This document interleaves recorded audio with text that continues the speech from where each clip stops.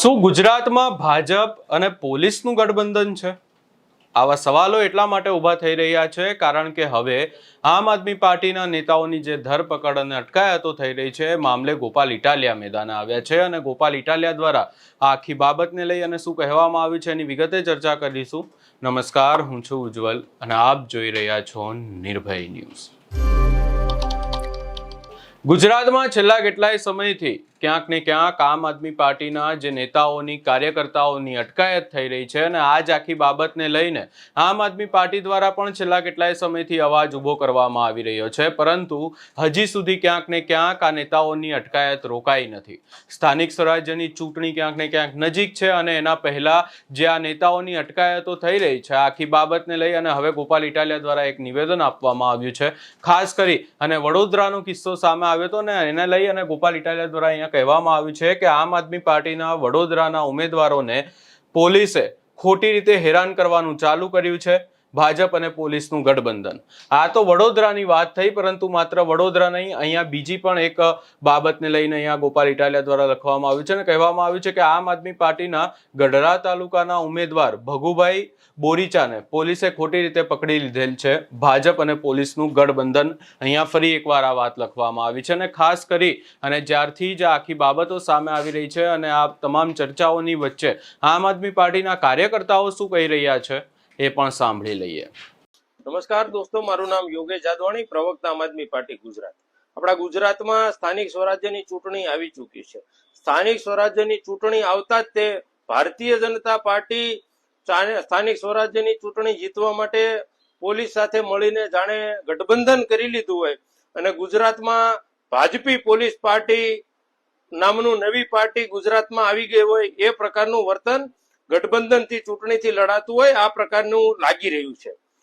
ભાજપી police party આમ આદમી party એટલે કે ગુજરાતની જનતાને ડરાવી અને ધમકાવી રહી છે. લોકશાહીની હત્યા સત્તા મેળવવા માટે એનકેન પ્રકારે કરવાની કોશિશ કરી રહી છે.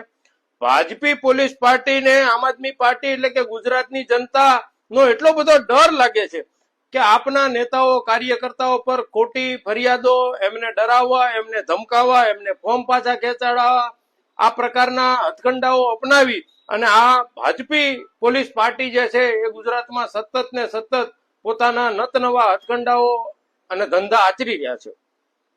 ભાજપે પોતાના 30 વર્ષના શાસનકાળમાં વિકાસ કર્યો હોત અને લોકોના કામ કર્યા હોત તો આ ભાજપી પોલીસ પાર્ટીને ગઠબંધન ન કરવું પડે અને આ પ્રકારના આવા બધા ધંધા ના કરવા પડે.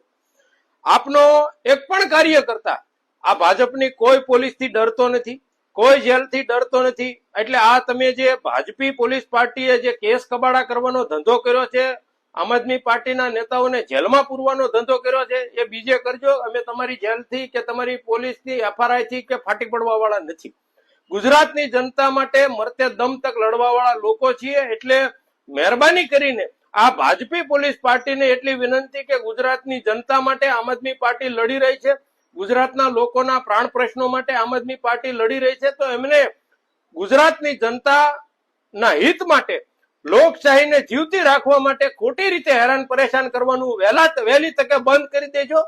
અને જો તમે 30 વર્ષના શાસનકાળમાં તમે ક્યાંય પણ વિકાસ કર્યો હોત તો આવી ભાજપી પોલીસ પાર્ટીનું ગઠબંધન ન કરવું પડે ને આ બધા ધંધા ના કરવા પડે. ગઈકાલે સુરતમાં શ્રવણ જોશી નામના આમ આદમી પાર્ટીના એક કાર્યકર્તા નેતાને પરમ દિવસે એમને દારૂની રેડ કરી હતી, એટલે ગઈકાલે એમના ઉપર એફઆરઆઈ નોંધી દેવામાં આવી. એમને પોલીસ સ્ટેશને બોલાવીને 3-4 કલાક સુધી જવાબ લખવાના બહાને પ્રતાડિત કરવામાં આવ્યા. એમનો મોબાઈલ લઈ લેવા માટેના તમામ પ્રયત્નો કર્યા અને પાછા એમને શું એમની પાસે ડેટા છે, શું માહિતી છે, આ બધું જે રીતે એમને હેરાન પરેશાન અને ટોર્ચર કરવામાં આવ્યા. એવી જ રીતે ગઈકાલે રાજકોટની અંદર વોર્ડ નંબર 4 માં આમ આદમી પાર્ટીના ઉમેદવારો સાથે સરકારી તંત્રના અધિકારીઓ સામસામે આવી ગયા. એટલે અમારી ચૂંટણી છે એ ગુજરાતની જનતા માટે છે. આ ભાજપી પોલીસ પાર્ટી કે તંત્ર સામે નથી.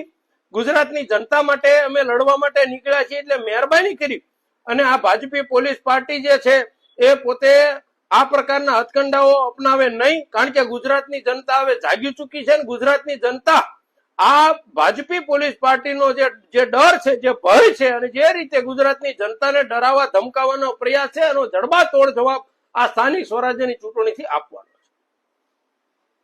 પરંતુ જે પરિસ્થિતિ છે આમ આદમી પાર્ટી માટે ખાસ કરીને ક્યાંક ને ક્યાંક ગુજરાતમાં ખરાબ થઈ રહી હોય એવું લાગી રહ્યું છે, કારણ કે અનેક એવા નિવેદનો સામે આવી રહ્યા છે, અનેક એવા કિસ્સાઓ સામે આવી રહ્યા છે કે જ્યાં આમ આદમી પાર્ટીના કાર્યકર્તાઓની ધરપકડ થઈ રહી છે, અટકાયતો થઈ રહી છે. આખી બાબતને લઈ અને મોટા નેતા જો કોઈ મેદાને આવે તો આપણે જોયું કે ઈસુદાન ગઢવી કાર્યકર્તાઓને મળવા માટે પહોંચ્યા હતા, તો એમની પણ અટકાયત કરી લેવામાં આવી હતી. અને હવે જે ગોપાલ ઇટાલિયા દ્વારા વાત કરવામાં આવી છે એને લઈ તમારો શું અભિપ્રાય છે એ અમને કમેન્ટ કરી જરૂર જણાવશો અને અમારી ચેનલ નિર્ભય ન્યૂઝને લાઇક, શેર, સબસ્ક્રાઇબ કરવાનું ભૂલશો નહીં.